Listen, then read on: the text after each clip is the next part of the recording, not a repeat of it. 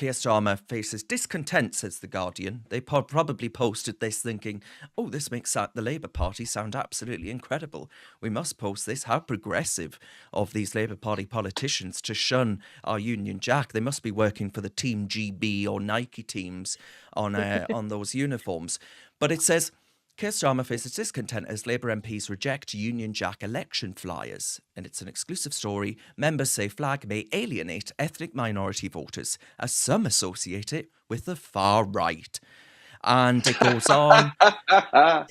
Concerns were raised at a recent meeting of the party's Black, Asian and Minority Ethnic, there's that term that I hate, the BAME group at Westminster, and also by London members of the Parliamentary Labour Party. There's also unhappiness among some activists who are reluctant to handle the material. I don't know what they think it'll do. Spontaneously combust? Perhaps Nick Griffin will emerge from the pages and tell them to vote BNP? I have no idea what's going on here with why they're so fearful of this. But the chief whip, Alan Campbell, who's an MP up in this part of the world.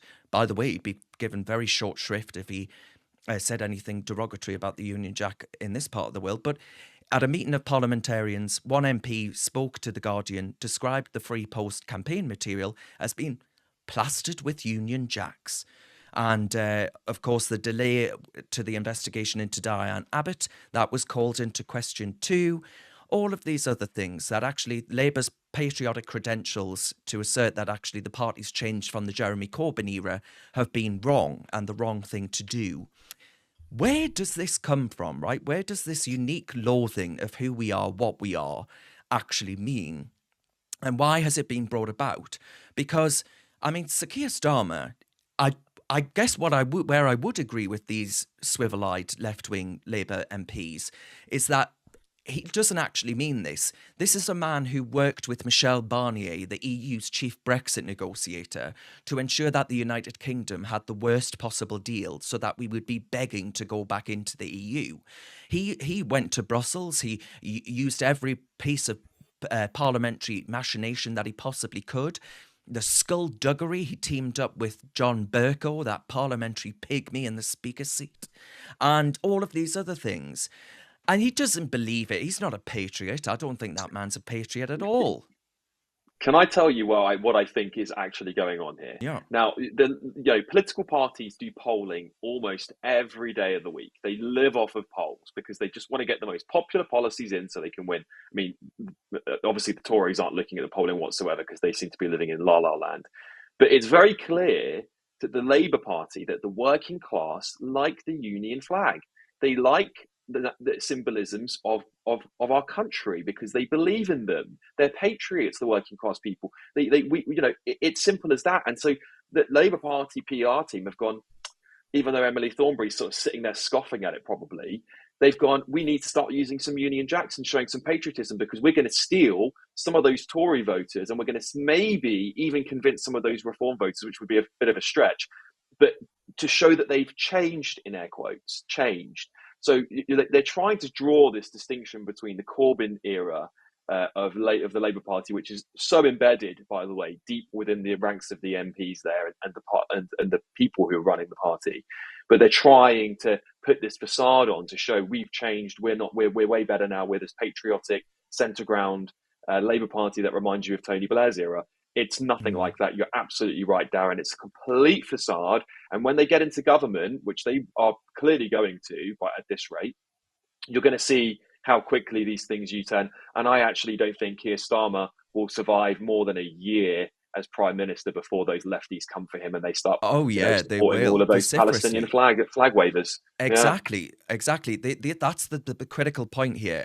Is these people would rather fly a Palestinian flag than actually wave the Union Jack. And it reminds me of the George Orwell quote where, he said actually these people would rather steal from the poor box than stand to attention for God Save the King. And I think that's right. I think that sums up the so-called intellectual left, which is anything but. The sort of Zara Sultanas of the backbenches, nuttier than a fruitcake.